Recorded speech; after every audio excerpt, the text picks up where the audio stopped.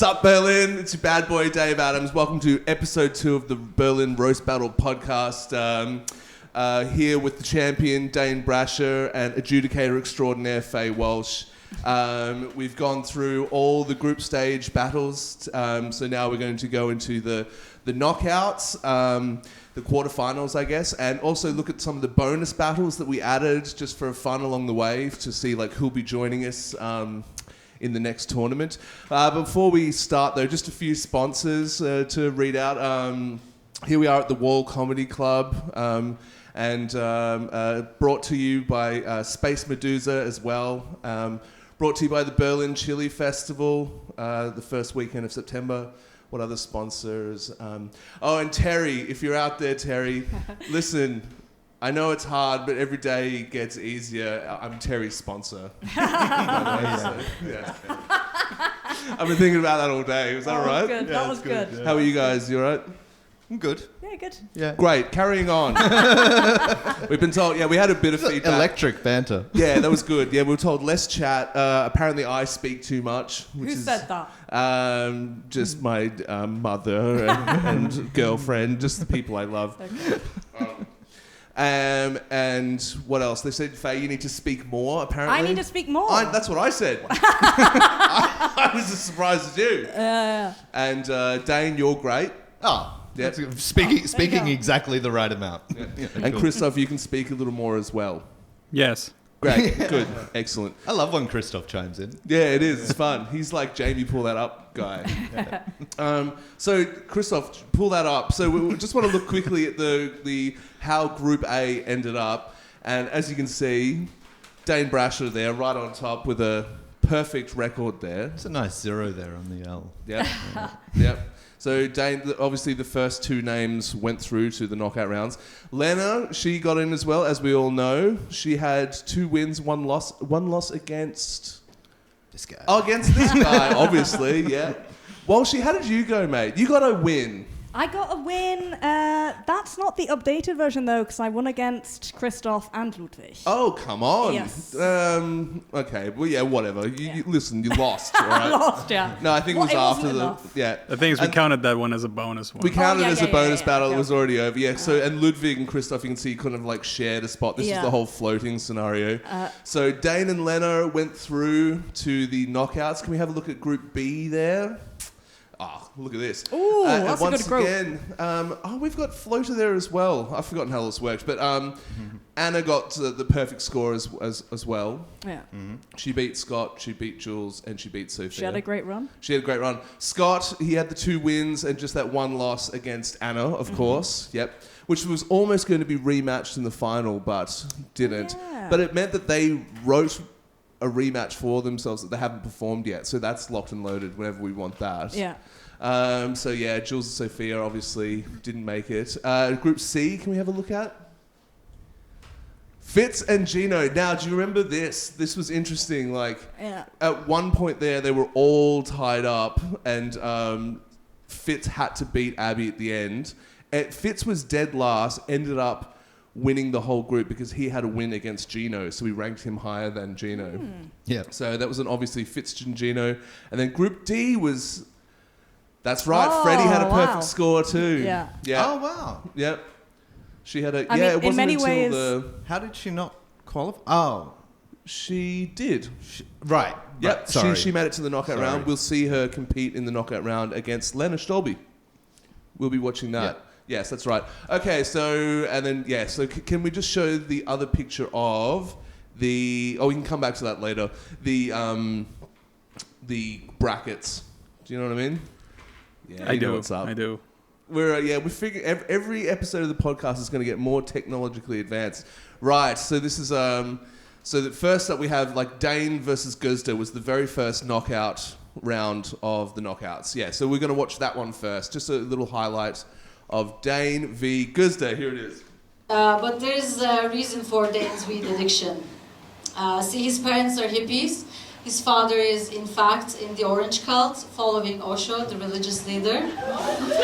This is not a joke, this is real. And it's actually part of his recovery to smoke weed because It's the only substitute you can find for sucking the smallest dick there is.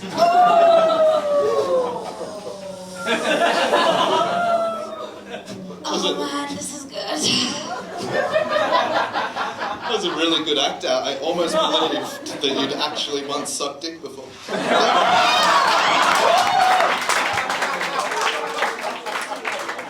You're right. I'm an erotic bitch. You're the best partner. You're very low maintenance. It's my turn now. That's kind of cringy. Gerster looks both like a victim and a predator. No, she's the perfect mix between an angry hawk and an unimpressed rodent. You look like you were rejected from the Angry Birds movie for looking too angry and too bird-like. Yeah, great joke, Dano. Thank you. That was great. That was a good little moment there because I think she would have kept going. I had to cut it off, didn't I? Yeah, I mean, I think she was mad about that. Yeah. She had an amazing tournament. She did, and it was my last joke. I'd watched the tapes on her. I knew that she interrupts after rebuttals. She likes to go back and forth, and I was like, Oh wow, studied. I'm not letting that happen. Oh, he'd watch the tapes. Yeah, literally. Dano really treated this tournament like the athlete he is. We really established that this is a sport in this tournament. Dano, I like whenever you do a little comeback or something. You've got a roast face. I've noticed. Like you'll read something in your book, and be like, well, that's what I would think. Did you see it? I think what I like to do is have my hair down, sort of, in case it doesn't get a laugh, so I can just keep looking at the book.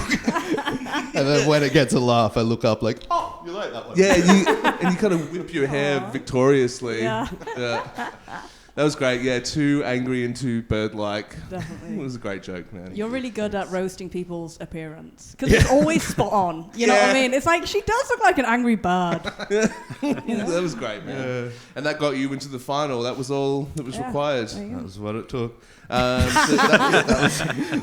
The cost was, a blossoming friendship. Yeah, you guys could have really been something. No, we love you because you were amazing, and Great, bro. And she got better and better and better because it was her first ever tournament, and she was nervous too. And I thought she really got the hang of it. Yeah.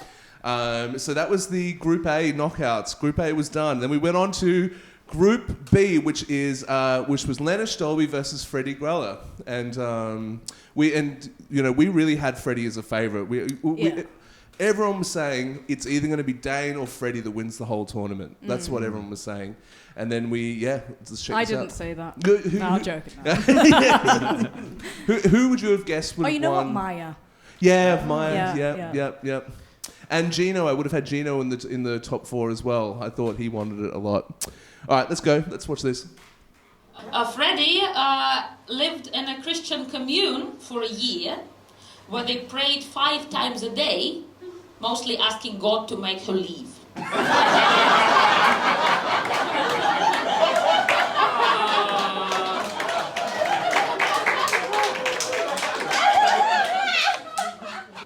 And also, by the way, I have some antihistamines with me in case you want for the swelling in your face to go down. Said the pufferfish. Well, I mean, it takes one to know one.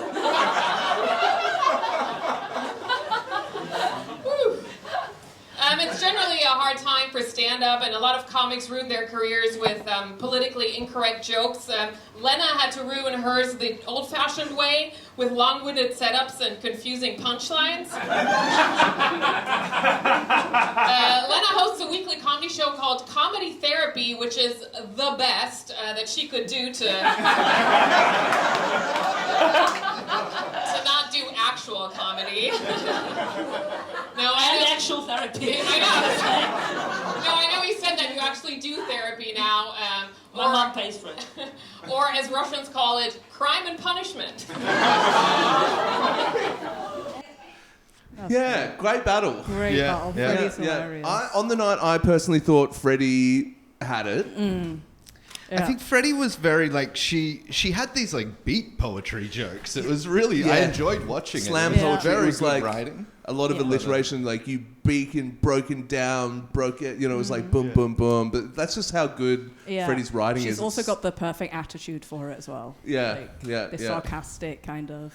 And I love those sort of jokes. Was like, you know, she has a show, and it is the best thing she could come up with. You know? I love that sort of trickery in a joke. Yeah. That was a close.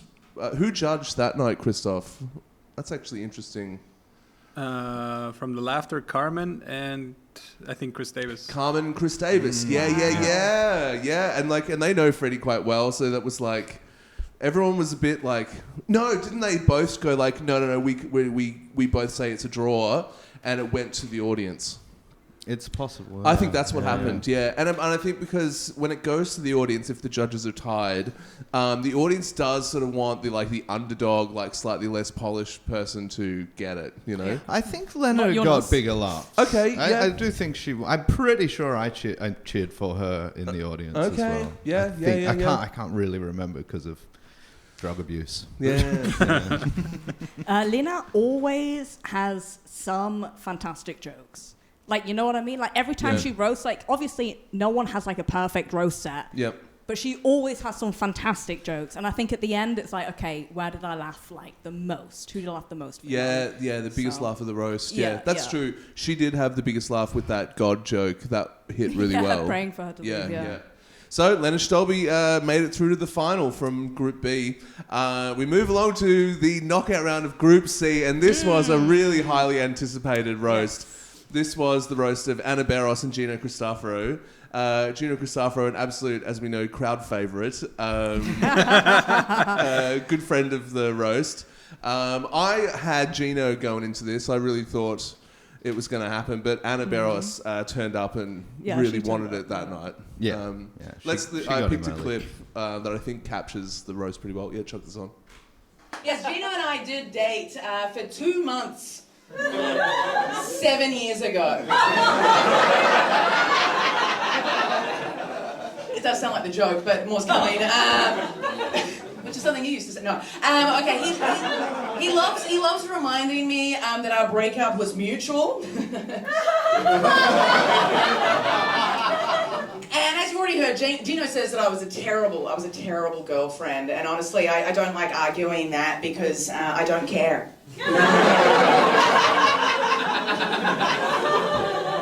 But also because Gino started boxing recently, which is scary, but also kind of perfect because the only celebrity he looks like is Sylvester Stallone.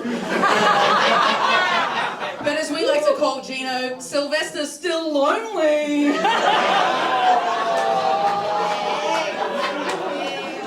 So we dated 7 years ago, and you were old then. Yeah. Anna brags about having the fertility of a 25-year-old. Too bad you have the pussy of a 70-year-old. She recently froze 7 of her eggs. Dinosaur eggs. No? All right. Is that what huge? Does that make big eggs? No, they're old. They're old. Yeah. All right, so Gino's half German and half Brazilian and 100% asshole. Now he looks more Brazilian and he lived in New York City, making him the Latin American psycho. He's the Brazilian Bateman because he's broke. But also because as a comedian, his crime is that he's never murdered.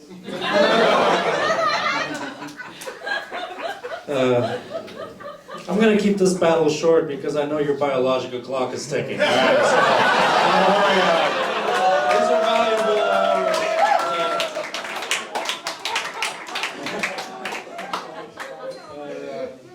I love you, Anna, despite all of your flaws, all of them, really. Few people know this, but Anna is actually missing one of her pinky toenails. But it never bothered me. It really never did. To me, she's still a 9 out of 10. When it comes to how many toenails she has. But Anna loves the way she looks, really does. She says she looks like Margot Robbie. Yeah, Margot Robbie. I can kind of see it, like in Once Upon a Time in Hella Stuff. Yeah, I remember that movie. I mean, yeah, that was a great battle. I mean, it was the battle of the X's. It was like, you know, we were expecting absolute fireworks. Yeah. You can tell that the crowd is way more into Anna. Yeah, like, because Gino opened with a joke about them dating, and then Anna immediately was like, that was a long time ago and for a very short time. Yeah. So it just made him look like a loser for bringing it up, sort of thing, you know? Yeah. So they sided with her really early. Yeah, And then, arguably, I mean, in that clip, clearly, I think Gino's jokes were much better. Yes, I thought his jokes were great. Yeah. I thought his writing was better, but I think she just like played the room better on the night, you know. Also, I'm starting to make this observation that spot on stage, like here, is a much more winning position than being in the corner here. Okay. Like everyone who's standing over here is doing really well. You're lit so much better over here. Over here, you're kind of standing in the darkness. Oh, wow. And you're in the middle of the room, and there you're kind of like trapped in the corner. Eunice is always over there. I think I was on that side both times when I won. Okay, That's my yeah. winning I mean, it side. can't be, yeah. That's my But winning I'm just side. sort of noticing it, so I'm just looking at how well Anna was lit, and Gino, how in the corner Lit like Gino an was angel. there, you know? Yeah. Like that a was, creep. that was a great battle. Like, it happened all by coincidence, but when two of them were in the battle, we're like, oh, that's awesome. You know? Definitely. Yeah. Anna Barros made it through, and well deservedly too. I mean, she won all 3 in the group stage, and then that one as well. She was on a hot streak, 4 in a row at that point. Everything but the final. Everything but the final. Yeah. We move along to the last knockout of Group D. And so Group D, Scott Reynolds qualified, of course, and Fitz snuck in as well, which is great. Oh, and okay, already to contradict my point, we've got Fitz in the good lighting and ever so tall. And tall as well. Wow, broke all the rules that night. David and Goliath. Chuck it up. Oh yeah, all right. I'm gonna be honest. It's hard to roast Scott because despite his personality, I do like him.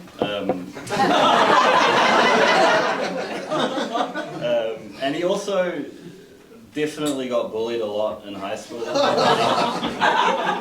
I feel like if I go too hard, I'm not gonna get the note that says, "Don't come to the show tomorrow."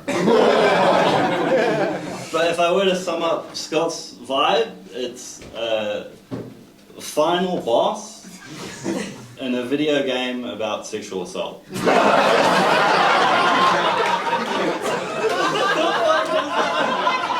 Yeah, final boss. That's a compliment. I don't know. It wasn't. So Fitz is from New Zealand, which is it's home to just like the nicest, friendliest, like just the absolute loveliest racist you've ever met in your life. No, I'm not saying. I know, guys. Fitz is not racist, and if you want some more assurance, then just get this, okay? He's actually half German, so you know he's fine. They would never.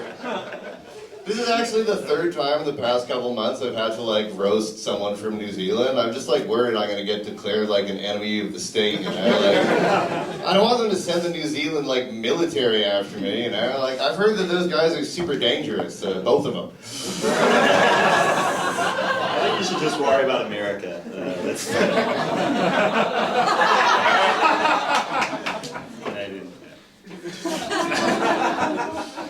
Scott's family has a history of autism, and Scott is really keeping the tradition alive today. Someone actually told me that Scott has never been diagnosed. He's never gone in for a diagnosis before.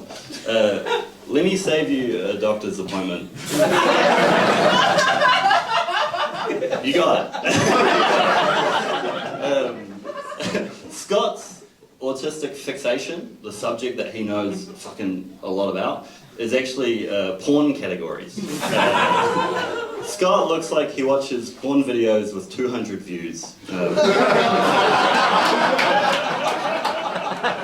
mean, if you need to believe that I'm autistic to deal with the fact that I'm much smarter than you, then. Speaking of porno, Fitz looks like the one actor in a porno who doesn't get to fuck anybody.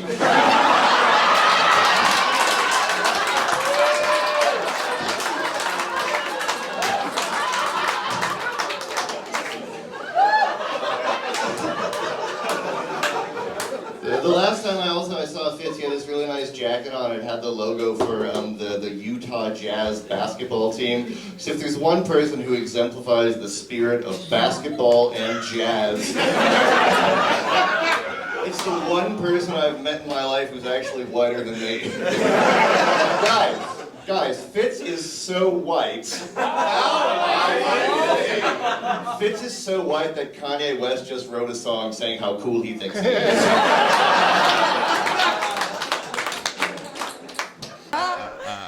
Scott's good. That was one of Scott's best performances of the whole tournament. And Fitz's as well, Fitz's really. is That was. I know. Yeah. Ever since Fitz won his very first one, after losing his first one so badly, and then he turned it around and won, and then he beat Gino, and I was in Fitz's ear saying, "Dude, I think you could win this whole thing." Yeah. But also, I was saying that to everyone. Yeah. I like to be encouraging. But Yeah. Fitz, I really thought could have, if he had a different opponent in the knockouts, Yeah. Fitz could have very easily been in the final. His timing is fantastic. Mm-hmm. It really, yeah. And he's friendly too. You know, he's not being nasty about it at all. He's just got this big silly piece of paper on stage with him. Yeah.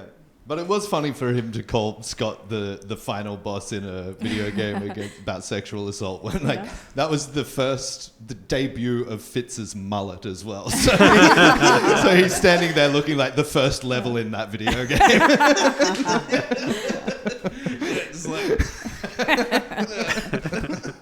That's great.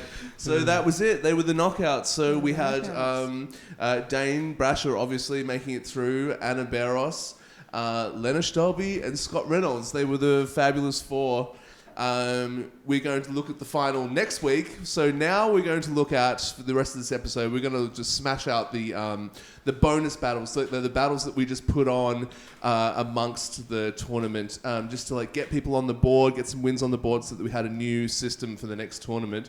And we're going to start off with this roast battle. Kristoff, I think, came number 1 in the W Roast Battle League. Yeah, number 1. And I think it was after this roast battle where they said Kristoff Schmidt might be considered the MVP of the Roast Battle International League. Oh, wow. So, like, this is really put Kristoff on the international roasting thing. You just have to keep giving me Amina type opponents. I'll be fine. Yeah. Or giving people, like, fatter people than you. Yeah. They can feel good about themselves. It's like for Gino, it's the tallness. For me, it's the fatness. All right, shut this on. Amina's gay. Yeah, surprise. Amina's husband is also a lot older than him, and so you could say he got diabetes from a sugar daddy.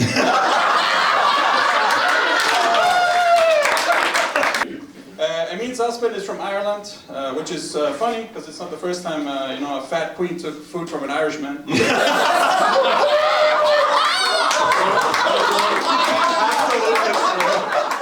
I think Kristoff's favorite restaurant is McDonald's because with every Big Mac he gets closer to his father. Yeah, that was awesome, dude. Great work, man. That was uncalled for. The Big Mac, yeah. Yeah. Fat Queen taking food from an Irishman is that's so clever. That's really good. So good. Yeah.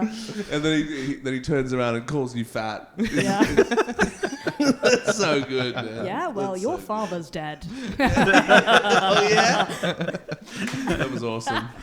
Up next we had... Oh, yeah, okay, so this was considered a bonus battle. It was after the league, but whatever. But this was the final rebooking. It took ages to get this one done, but we finally got it booked. This is Faye Walsh versus Ludvig. Faye's pretty famous. She's already been on TV, and it was the Food Channel. Who do you think is eating all the leftovers? But not only that, Faye is also part of the LGBTQIA+ community, and the L stands for large. Ludvig looks like he would get away with rape.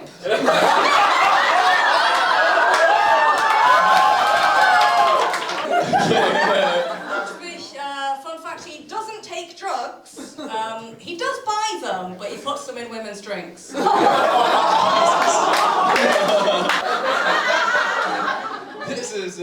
This is a difficult one to do a rebuttal to. I feel like, what? I mean, you really did call him a rapist there. Yeah. You know what? Scott would have took that as a compliment. So he would have took that as a champ. Thank you. Am I at least good at it? Yeah. A serial rapist.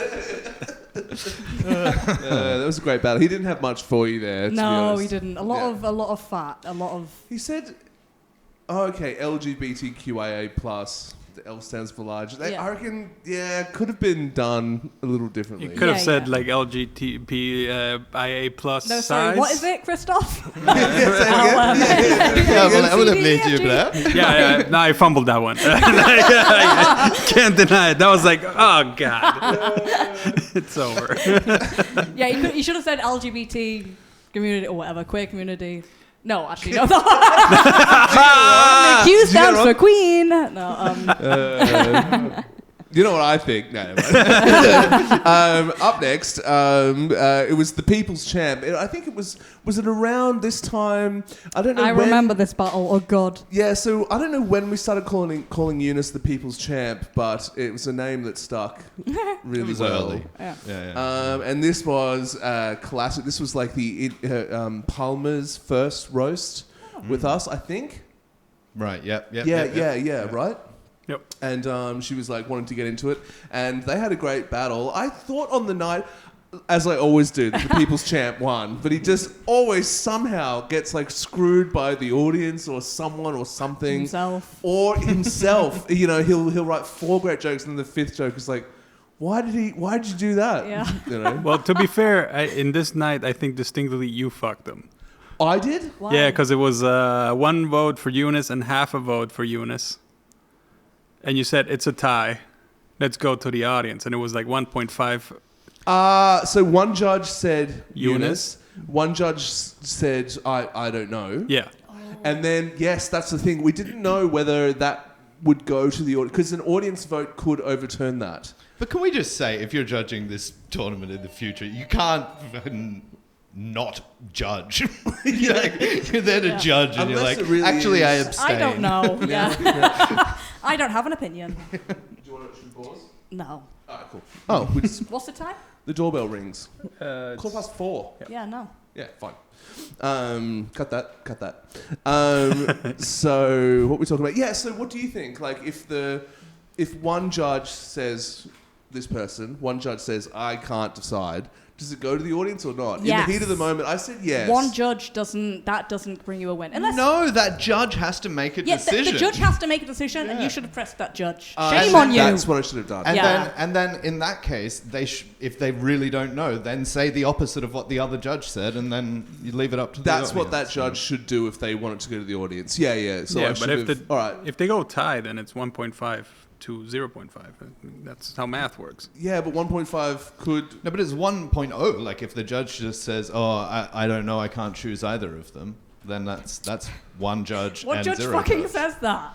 Yeah, who was it? Name and shame. You know what? I think I know it who should have was, been a but I'm draw, not I gonna guess. name It's one vote. What? No, one vote for Ununice, 1 vote for nobody is 1. Oh, yeah. And then the audience... So did I just get it wrong altogether? The audience voted for Palmer, judge voted for Ununice, and the other judge said, that is a draw. That's a draw, yeah. But that's not what happened. I think that is what happened. I think that is what happened. Yeah. It's the curse of the People's Champ. Well, if that is what happened, Ununice, I mean, he doesn't care at all. Yeah, it is the curse of the People's Champ. Play the clip. TCTPC. Play the clip. Hi guys, I'm very happy to be here. I love Palma, even though she looks like a Barbie doll melted in a microwave. Palma, as she said, she's from the Dominican Republic, the little tiny island country in the Caribbean. She said that. Did you know that historically, the largest expert export, I apologize, of the Dominican Republic has been Palma's huge knockers. Oh boy, who would have expected that? Eunice studied physics for 7 years and didn't graduate. Remember that the jokes write themselves. And now he's in comedy, where failure is measured differently. But I think it's so accurate that you studied physics, you know? It reminds me of black holes, force. It's true, black holes are a force so strong that not even light can escape them, which is a perfect analogy for Eunice, who will never escape his whiteness. Yeah, that was a good battle. It was a lot. They were both long jokes. Yeah. I judged that one. I remember, but I definitely had an opinion. And who did you think won? I think I gave it to Palmer. Okay. No, I can't have. I must have given it to Eunice. Eunice had the joke that night about her having a threesome, and her eyes like looking at both partners. That's right. Yeah. And that's why I thought Eunice won that. Yeah, you gave it to Eunice, and then the other judge didn't vote, and then you asked the audience, and the audience said Palmer. Who was the other judge? You know. I think I know. But whenever it goes to the audience, that is like just based on who that's would be the like final. That's the penalty shootout. Like whatever if it goes to them. But yeah, I should. Was it Cat? Yeah. No. But it will never happen again. Don't shame them. It'll never happen again. They can't take it. It was a good battle. It was another loss for Eunice, and that was honestly, it was just funnier. The more he lost was great, you know. So and Palmer, you know, I think wanted to win that night. It all worked out in the end. And I think that's what I knew all along. I think I knew I was doing the right thing for the vibe of the evening. Yeah. You know. Yeah, definitely. Was this the same night? Kristoff Schmidt and Dan Stern. All right, chuck this on. I mean, just put it on. This is tough. This is like, I mean, look at this guy. He looks like a sad puppy. He looks like half man, half sad puppy. He looks sad that his mom fucked a puppy. He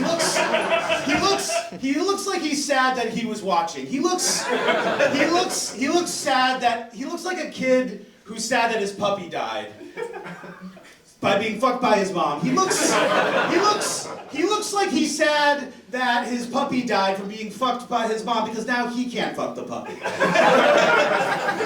I mean, I have to make fun of this. I mean, come on. He's an illustrator. He looks like he could be a main character in a children's book, like the Sasquatch who had no friends. No? How do I just keep going until he cries, or I don't know the rules of this thing. Top looks like he lives in like the stereotypical guy who like lives in his sister's basement. I mean, sorry, mother's basement. I mean, mother/sister's basement. No? Incest? Okay. Yeah, take a seat.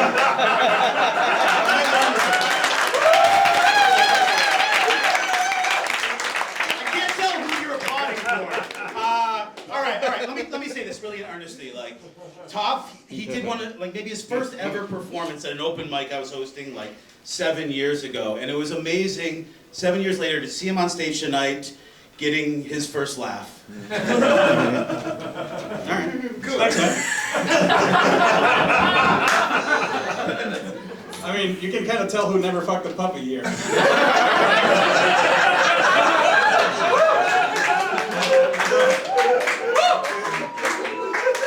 Like, fucking a puppy isn't cool anymore? Like, fuck it. It's okay, good. I'm sorry, you changed, man.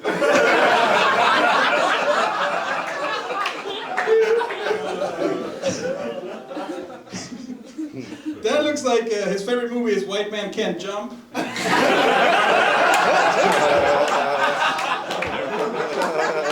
It's not because he likes basketball, it's because he always wanted a black friend to get street cred.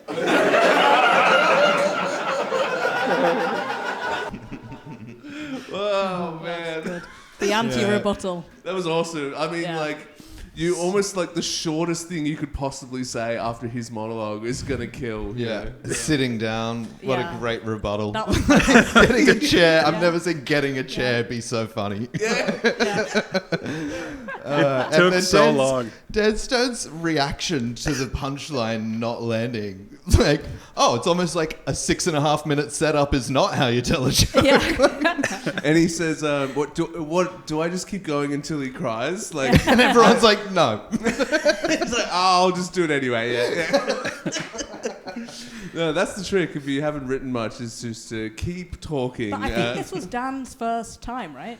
It was his first time with us anyway. I'm not sure. He must have back in the day, maybe. Yeah. But I That think he battled. was actually He like, might have battled his once. opening monologue. I actually thought that was really funny. That was was funny. great. Yeah. Also, the that was his- Sasquatch with no friends. Yeah, that was his first joke of the night, wasn't it? Yeah. But the thing is that there were like several funny moments in that opening monologue, Yeah. and then he did a joke that wasn't as funny Yeah. as the opening. So If he'd have like split up all those jokes about, he looks like, and the dog thing, blah blah blah, he could have like made a whole roast battle out of that. Yeah. Like that first joke was enough.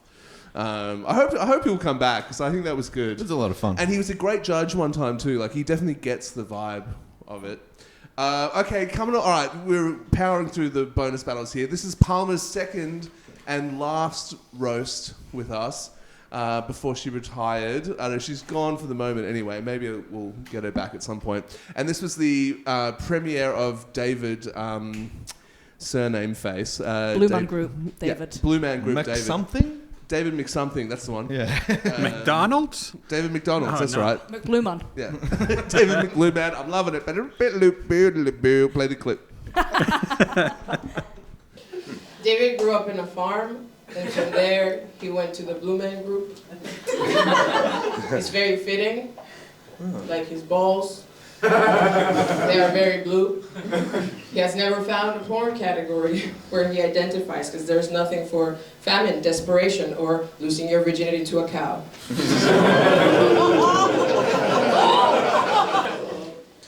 Palma has a sister named Paloma. Her parents named her that. Paloma meaning Spanish for dove. Now Palma's obsessed with this sister, which I think means jealous. Because her father then named her Palma, which I believe is Spanish for I wish I came in the palm of my hand.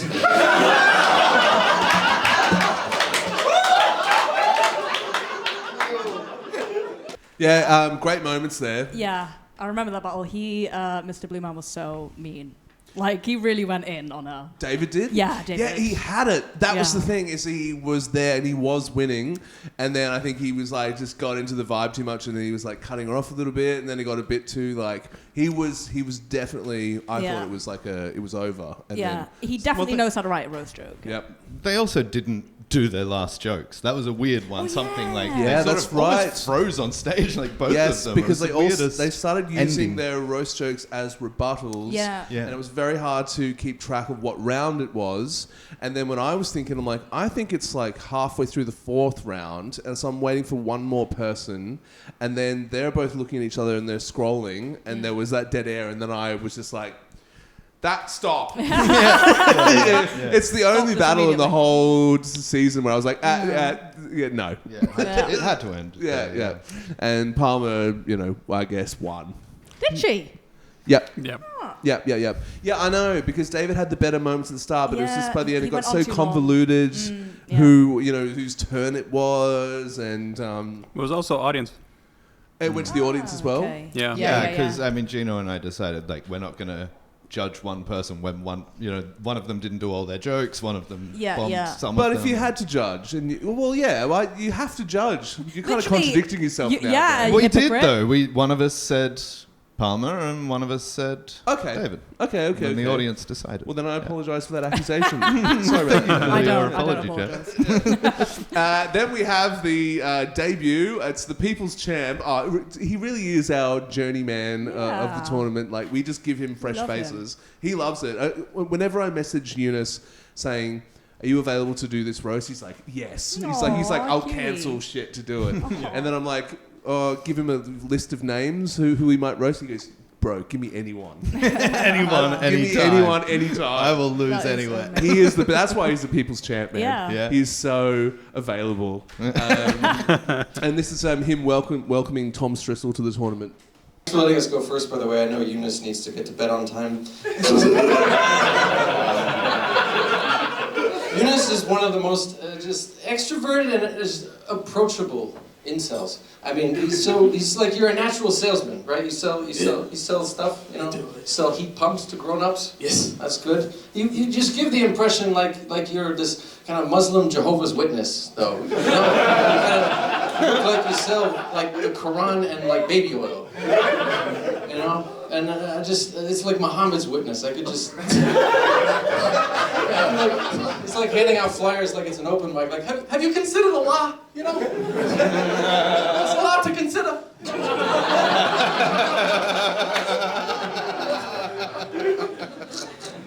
A lot to consider. I love that. Anyone told you you look like Tintin who had sex with his dog?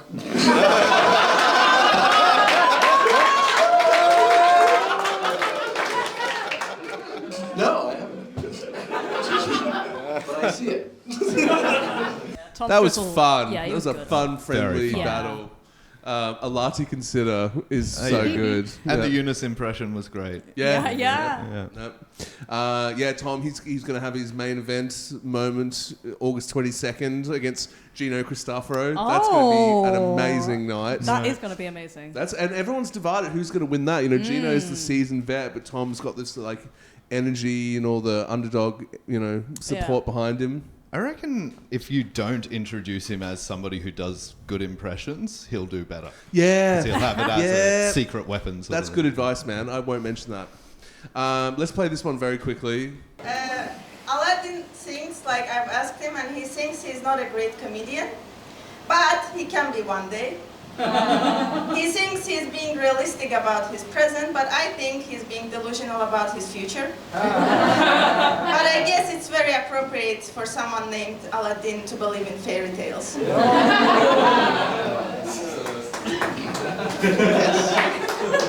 Very accurate. I met Narin, a lovely lady. She grew up in a Muslim family in Azerbaijan, and she had to flee when she was 18 because she was scared of forced marriage. And I'm like, that's a happy story for the men in Azerbaijan.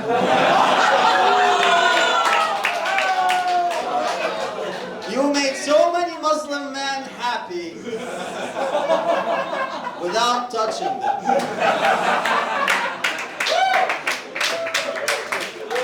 All right, pretty good. Yeah, decent. They decent were like early, the cutest battlers ever. Like Yeah. they were so sweet to one another. Yep. And Yeah. it was both of their first battles too. Aw. It was one of I know. Little baby battlers. Yeah, little baby battlers. You both win. Aladdin won. I'm saying Aladdin. I don't care. Is it Aladdin? No, I say Aladdin. Yeah, I'm saying Aladdin. I say Al. I had a great joke introducing him that night. His name's Aladdin, and he's from Iran. Where's he from? Moving along. I don't. Yeah. Something about him arriving this It was evening a on his great magic You know carpet what? bomb. He probably or comes from a something. really sweet country. Yeah, it's probably a really lovely, cute little country. Cute little Aladdin won. Aladdin, there you go. I said it. Okay. So we gave Tom a more advanced opponent then. So it was Tom Strissel versus Dima Watermelon. That's his name. Dima Palestine, I believe. Yep. I don't know if advanced though. He's So Tom's full name is Thomas Alexander Strissel. Yes. His parents decided to give him very sophisticated name because after looking at his face, they decided that he will need it to get some interviews. Yeah, you have really the most unsophisticated face I ever saw in my life. Bro. It's really dumb, Tom. Your face is like a fart joke. It's stupid and forgettable. Yours is terrifying and unforgettable. Prepare for the roast, Dima told me to watch his special. That's all he said. He just said, watch the special. Yeah, he's a special. He's a special, which means you can have one too. Check it out. You should check it out. It has great subtitles. It's true. He did them all by himself because the auto caption was like, "Are you speaking in reverse?" I cannot understand. I don't know. You're like a good therapist. You encourage active listening. You know. It's Great. That was great. Yeah. What I love about Tom Strissel's the way he delivers jokes, he's got a real melody in his lines. He's like, here's a special, so you could have one too. Like, it really goes up and down. Like that was almost where he should have ended that joke, though. He went a little bit too long on it. I think it was funniest there, and then yeah. That's like the... Also, Dima calling someone's face weird is. Yeah, it's like, you're the face of a fart joke, I think he said. Yeah. Which is stupid and unforgettable. Good battle. Tom took that one, and so now he's getting the number 5 roast. I think that'll be a good. Nice. Tom is. Yeah. But Tom's really quick as well. Quick on his feet. Like Tom versus Gino is going to be one of the really, really good battles of this year, I reckon. I think they're equally as tall. Oh no! Oh, are they the same height? Oh my Gino's god! Gotta be taller. Who's gonna get the dark corner? Yeah, the dark corner. Who's taller? Yeah. Oh, and then, speaking of favorite moment of the fucking season. Funny. This was the funniest thing. Bonus battle of all bonus battles. Did you guys decide to dress the same? It was just coincidence. They are the same. Like, Kristoff versus not a Dom. choice. I'm Dom, but 10 years later. And both just calling each other fat and bald. And I love it how the whole audience was laughing before they even started. Like just seeing them as well. Long. So long, Chuck that on. Okay, we go. All right. So before the battle, Kristoff told me his dog recently had a stroke. I didn't know heart disease could be transmitted sexually.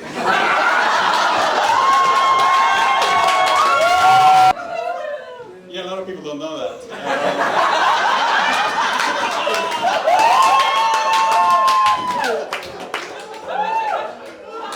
Just to be fair, that dog was always walking weird. Kristoff, you remind me of Peppa Pig. Not just because you look like a pig, but because you can be found in children's bedrooms all over the country.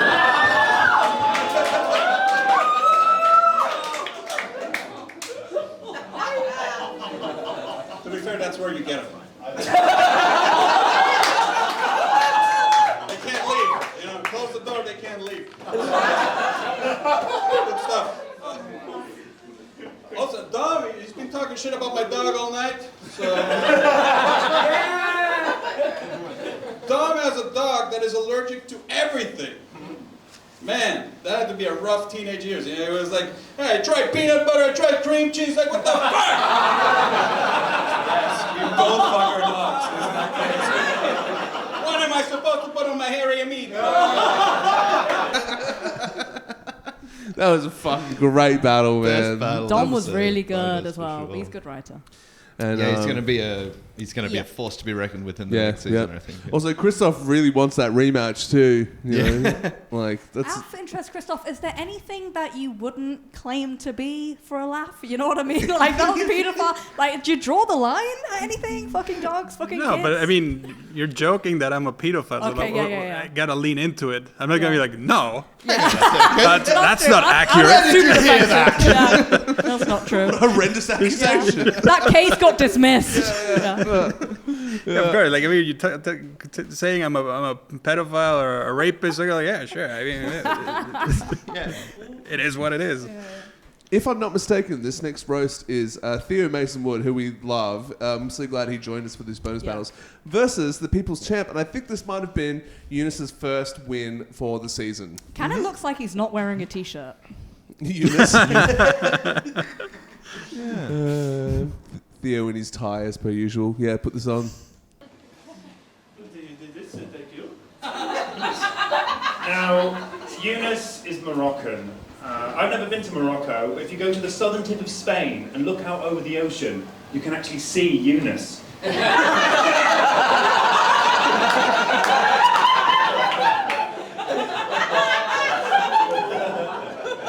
Keeping in touch with his Moroccan roots is really important to Eunice. Even though he lives in Germany, he still makes time to harass women.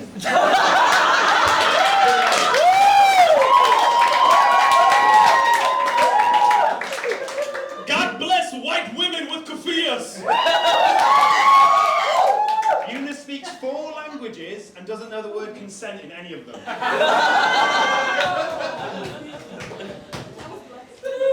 I'm pretty sure 2 of them is also consent. Pretty sure. Pretty sure. Anyway, now I'm very happy to be here, guys. Thank you very much for coming. I'm very happy to be here with Theo. You are... Here's the thing. I don't know Theo very well, let's be honest. But every time I see him, you're eerily almost put together, right? It's a common trope, right? You know, your shirt is almost unbuttoned, your tie is loose, your pants are weirdly too big. I feel like... You know that alien from like Men in Black that like wears another dude's skin? This is what I feel like talk to every time. It's just go tell them about your home planning. Ununice, you look like you dress like you're thinking about coming out of the closet. Wow,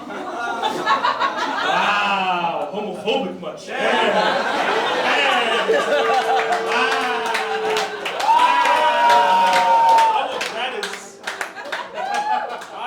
Support that.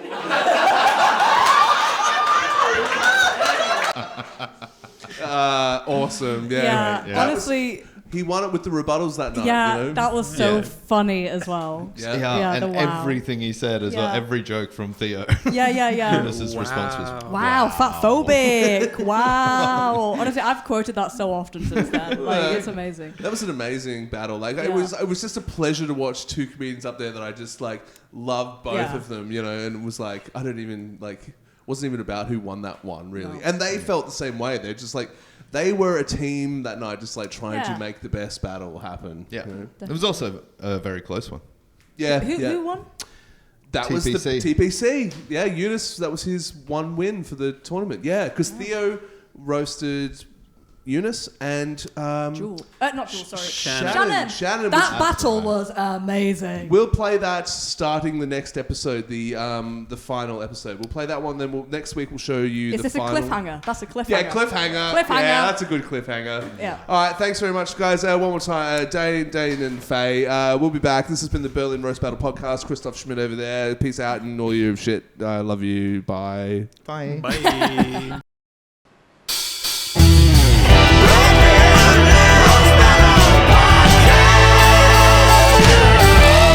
Roasted.